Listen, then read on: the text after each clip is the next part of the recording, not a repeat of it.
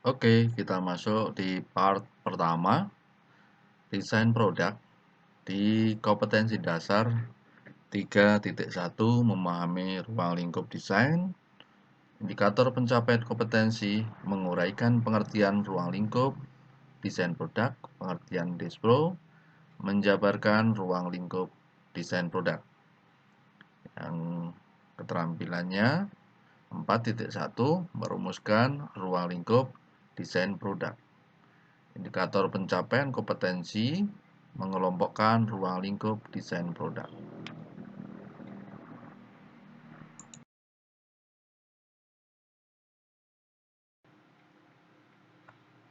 Ya, sebelum kita mulai, kita perlu menginformasikan kepadamu lebih dulu apa sih desain produk itu.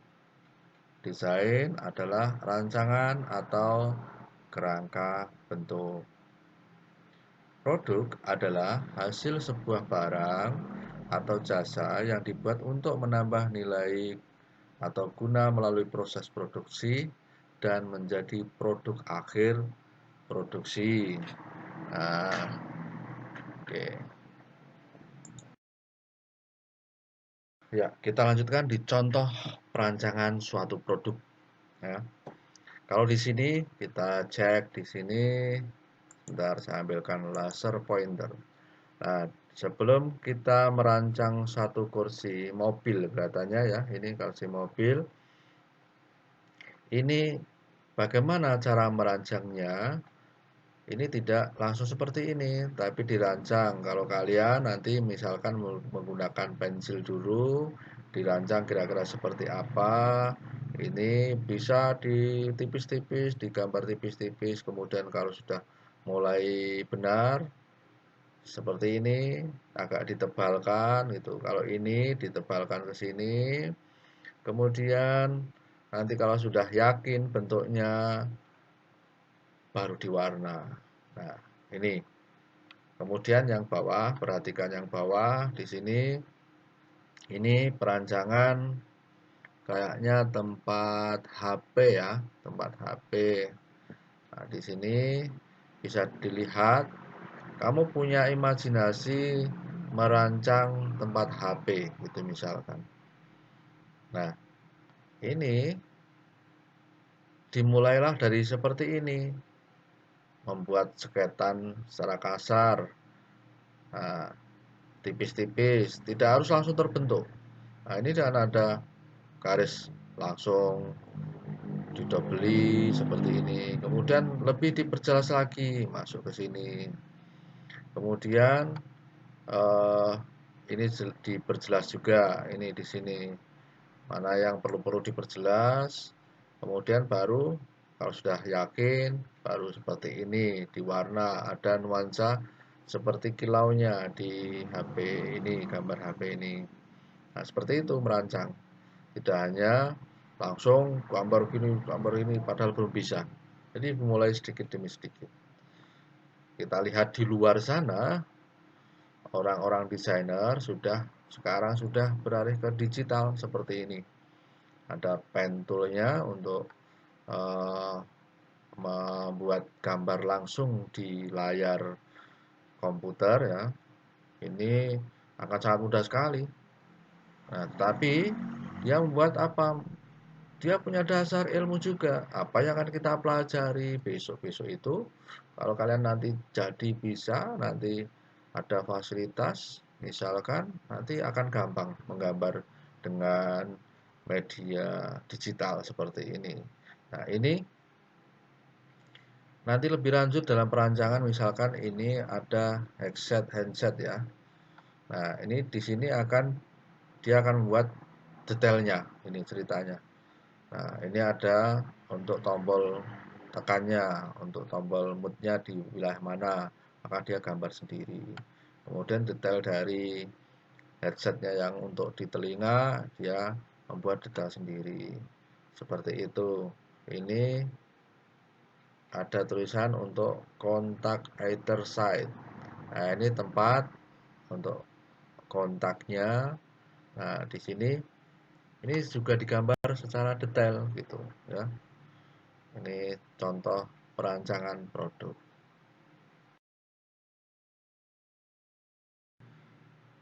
Desain produk merupakan salah satu bidang keilmuan yang terintegrasi dengan segala bentuk aspek kehidupan manusia dari masa ke masa. Plus, memadukan unsur khayalan dan orientasi penemuan solusi untuk berbagai masalah yang dihadapi manusia dengan menjembatani estetika serta teknologi yang masing-masing dinamis dan memiliki pola tertentu dalam perkembangannya. Jadi desain produk itu sebenarnya sudah sejak zaman dulu. Jadi dilihat misalkan penemuan kapak. Zaman dulu ketika kamu di SMP misalkan di pembelajaran sejarah ada manusia prasejarah menggunakan kapak untuk memudahkan dalam kehidupannya. Misalkan untuk memotong daging. Nah, atau untuk menebang kayu. Awalnya hanya menggunakan batu yang dipipihkan, kemudian diikat dengan kayu, kemudian digunakan untuk memotong. Kemudian batunya itu berkembang lagi batu yang lebih padas. Kemudian berkembang lagi sampai sekarang menggunakan logam. Ya, kemudian dengan menggunakan gagang kapak yang lebih bagus lagi dan fungsinya bahkan sekarang sudah beralih kepada teknologi yang sudah modern lagi. Itulah perkembangan mengikuti zaman manusia hidup dari masa ke masa dan sangat dinamis. Nah, ketika kamu membuat desain, harus ingat kita berpikir ke depan.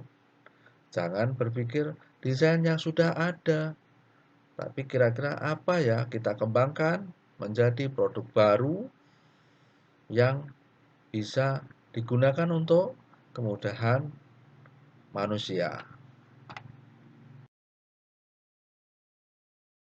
Ruang lingkup desain produk dapat dikatakan hampir tidak terbatas, melingkupi semua aspek yang memungkinkan untuk dipecahkan oleh profesi atau kompetensi ini. Namun demikian, jika mengacu pada perkembangan internasional, terdapat wilayah profesi yang tegas terdiri atas desain produk, desain grafis, dan desain interior. Dalam perkembangan selanjutnya, profesi ini terbagi atas beberapa kelompok yang mungkin dapat berkembang sejalan dengan perkembangan zaman, yaitu ruang lingkupnya desain produk peralatan, desain perkakas lingkungan, desain alat transportasi, desain produk kerajinan. Nah, di sini masing-masing ayo untuk desain produk peralatan, misalkan alat untuk bercocok tanam itu masuk di mana? Ayo, perkakas lingkungan. Peralatan untuk memasak, ada membuat magicom, ini peralatan mesin gitu. Kemudian yang desain alat transportasi ada motor, mobil, ada itu aja, cakupannya luas juga. Kemudian desain kerajinan kria, ini ada kria kulit, ada kria kayu, ada kria tekstil, ada kria logam. Nah, masing-masing ada jenis produknya. Misalkan kria logam ada cincin, ada senjata, kemudian kria keramik ada guci, vas bunga, dan lain sebagainya. Ini contohnya. Meski dapat dibedakan menjadi beberapa kelompok, namun secara umum mendesain produk mempunyai mekanisme yang sama dalam berpikir kreatif ya, dalam merancang sebuah produk, sehingga produk tersebut memenuhi nilai fungsional yang tepat dan menjadi solusi bagi masalah yang dihadapi manusia dengan tidak meninggalkan aspek kenyamanan pengguna melalui teknik-teknik dan ketentuan-ketentuan pada akhirnya diteruskan menjadi siklus hidup produk yang ditentukan oleh perancangan awal, baik itu inovasi, modifikasi, maupun duplikasi. Perhatikan, misalkan sepeda motor, dulu starter harus diengkol, kemudian dipencet, tetap pakai kontak. Sekarang tidak pakai kontak, tinggal pencet, kontaknya disimpan aja. Dulu pakai motor 2 tak, sekarang 4 tak. Dulu harus dikopling, diinjak kaki, yang di kaki itu sama yang di tangan, di kopling itu. Sekarang muncul Matic, Matic dengan segala kemudahannya. Nah, kemudian bagaimana posisi yang nyaman dia bagi penggunanya. Nah, ini perkembangan desain yang mengikuti zaman terus-menerus.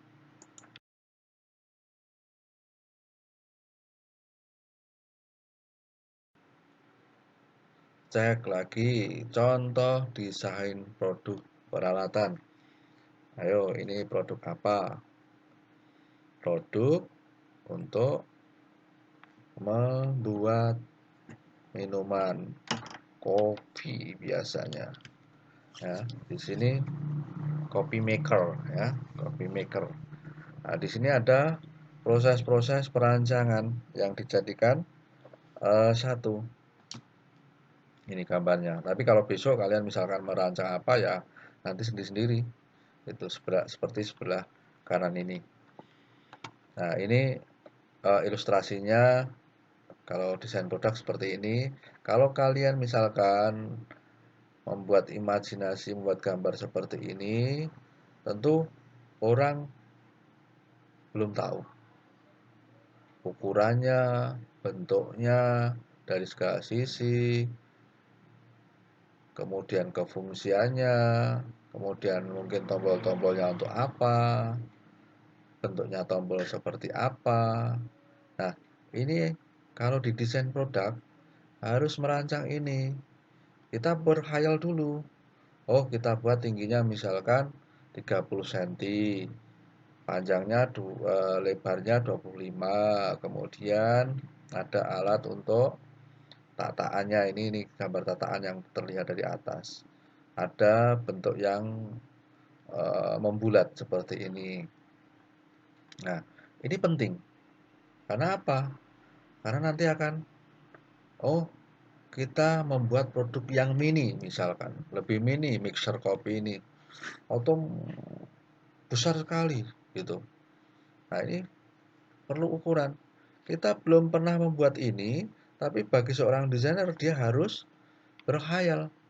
Kira-kira kalau saya buat seperti ini bagaimana ya? Nah, nanti akan dilanjutkan oleh teknik yang tahu elektronik. Kalian mungkin tidak tahu elektronik, tapi kalian mendesain ini kemudian akan diterjemahkan oleh desainer yang elektronik.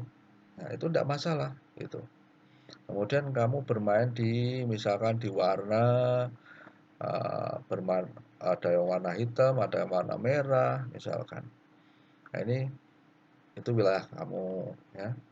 Jadi nanti pas mendesain tidak usah takut. Imajinasimu apa? Keluarkan saja. Tapi nanti bagaimana satu produk gambarmu itu bisa terlihat, bisa dihayalkan oleh orang lain sehingga ini layak, oh ini bagus, oh ini kurang dan lain sebagainya.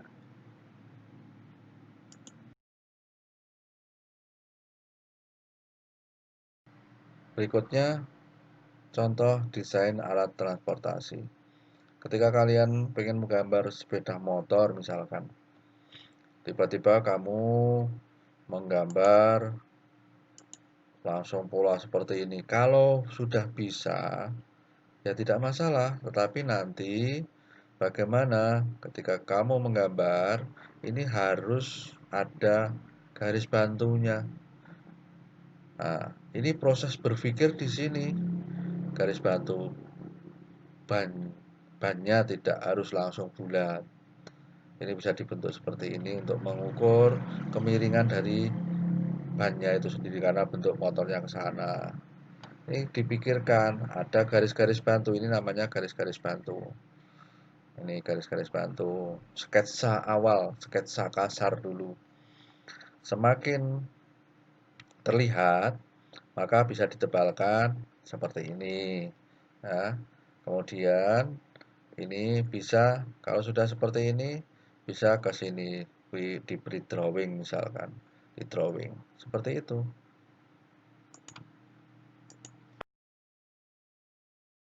Nah, kalau produk kria bagaimana ini? Ya, kita lihat contoh produk kria. Imajinasinya bagaimana kalau di sini? Ini meja, tetapi berbentuk kuda. Ini tidak biasa. Terus rancangannya gimana? Mereka berpikir meja kemudian ini menggunakan bahan triplek tebal gitu ya, supaya karena ini seperti bervolume, maka ini meja belajar. Oh ya, berpikir tempat-tempat kosong ini bisa nanti digunakan untuk menyimpan buku, alat-alat tulis misalkan. Nah, di sini ada kreativitas, ada sesuatu yang unik, bentuk kuda, tapi digunakan untuk meja. Ini menarik, ya. Berikutnya, saya contohkan lagi yang banyak di sini ada bagaimana proses-proses mendesain. Ini dijadikan satu, hanya ilustrasi saja ya. Misalkan untuk membuat tas. Nah, ini harus digambar, sketsa dulu, ditebalkan, kemudian dipajang seperti ini, bahkan ditentukan juga ada sinarnya dari mana, ya, penyinarannya dari mana, kena matahari itu loh. Ya. Nah, ini juga ada garis bantunya supaya eh, bayangannya bagus, sealami mungkin. Di sini juga ada, ini juga ada. Nah, kemudian ada alat mungkin ini mikroskop atau apa ya. Ya, di sini juga dirancang, ada ukur-ukurannya. Nah, ada lagi contoh menarik sekaligus menyisipkan pesan di sini. Ya, apa itu? Tote bag. Bag ya, bag dari kertas atau dari kain ini ya. Tapi ini bagus. Saya coba tampilkan. Ini menyisipkan pesan apa? Kita kembali tidak menggunakan kresek karena daur ulangnya sulit. Ini menggunakan kertas ya. Kemudian menyisipkan pesannya apa? Ini gambar apa? Ayo, gambar apa? Lambung. Nah, saat ini kita sudah apa ya? Karena makanan sudah cepat saji, itu ya. Maka mudah banyak sekali penyakit yang muncul. Banyak sekali yang muncul penyakit-penyakit. Maka dia memesankan bahwa kita harus kembali ke alam. Ini lambung itu berisi buah dan sayur, itu akan menyehatkan. Nah, ini pesan berupa gambar. Ya. Nah, ini tidak ada burger, kemudian hotdog, kemudian yang banyak gorengan-gorengan itu. Ini akan menyehatkan. Ya. Ini pesan moral yang bagus sekali.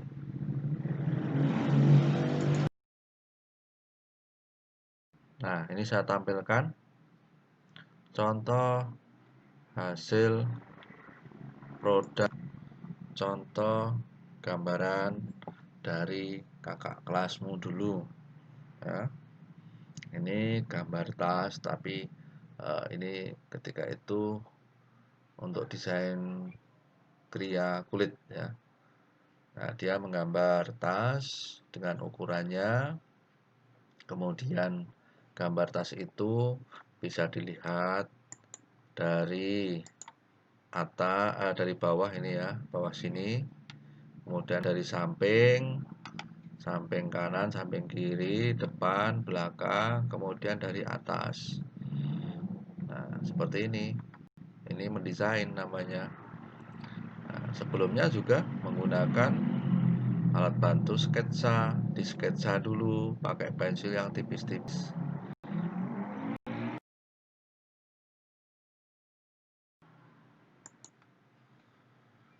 Oke, anak-anakku, sudah punya gambaran pelajaran kita hari ini. Kita akan merancang di sela teori yang saya berikan. Mohon maaf, di atas tadi banyak berseliweran suara-suara lain ya, biasa di kota, gitu. Ini kita lanjutkan. Kalau saya memberikan teori terus pasti jenuh juga, maka ini akan saya selingi nanti setelah ini kita kalian mengerjakan tugas-tugas awal. Ya. Saya pengen tahu kalian membuat suatu gambar. Saya pengen tahu skillmu, progresmu akan kita lihat mulai dari sekarang. Tujuannya apa? Untuk menentukan fokus dan kadar pembelajaran yang mesti diberikan agar tercapai kompetensi. Maksudnya bagaimana? Kalau kalian ternyata sudah pintar-pintar menggambar, tentu saya akan kuatkan di desain yang langsung ke pengukuran, analisis, kemudian penelitian dulu gitu. Tapi kalau gambarnya belum, tentu saya akan ajar gambar lebih dahulu. Tidak langsung ke situ, nanti kamu stres. Nah, oke. Tugas yang pertama, Pak Guru ingin mengetahui sebagai pretest kemampuan kalian menggambar suatu benda. Menggambar. Jadi, belum merancang, masih menggambar. Jadi, caranya bagaimana? Pilihlah salah satu benda yang ada di rumahmu dan gambarlah semirip mungkin. Silahkan kerjakan sekarang setelah teori yang saya berikan ini selesai dan kamu cermati, kamu resapi. Jangan menghayal ya, sekali lagi jangan menghayal benda tertentu, tetapi melihat. Nah, ini mencermati, kamu cermati baik-baik gambarnya, kamu torehkan di sketsamu. Gunakan kertas A3, kertas gambar ya, supaya nanti gampang digoreskan dengan pensil. Selesai kerjakan, foto, kemudian uploadkan. Nah, tapi nanti nunggu instruksi dari saya. Nanti saya akan kasih link ya untuk mengumpulkan gambarnya. Oke.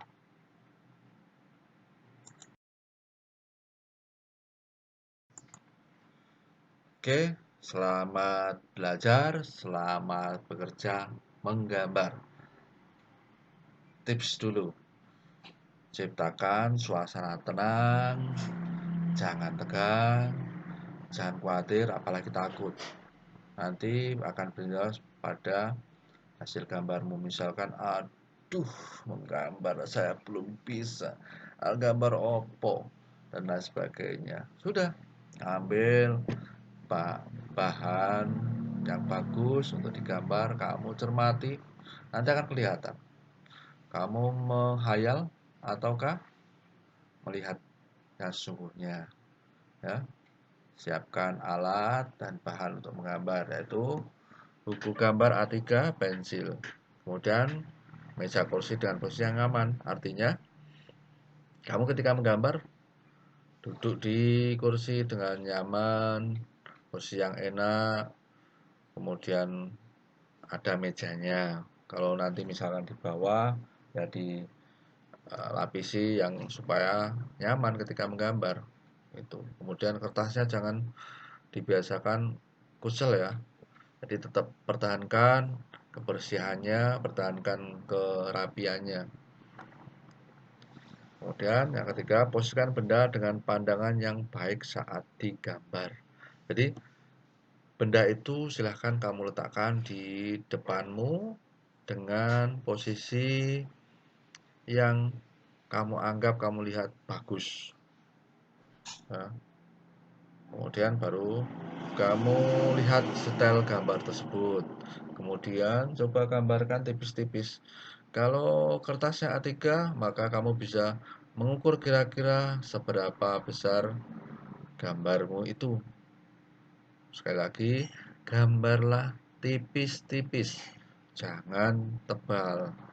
Nanti kalau sudah mulai benar, boleh kamu tebalkan. Ya. Kalau ya Allah, ramai sekali di sini. Kalau kita bisa bertatap muka, tentu akan saya ajari. Nah, nanti akan saya coba membuat video menggambar yang baik, tetapi dari penjelasan poin-poin sebelumnya, slide-slide sebelumnya, seharusnya bisa memahami apa yang saya maksud. Oke, selamat belajar. Jangan mudah menyerah. See you.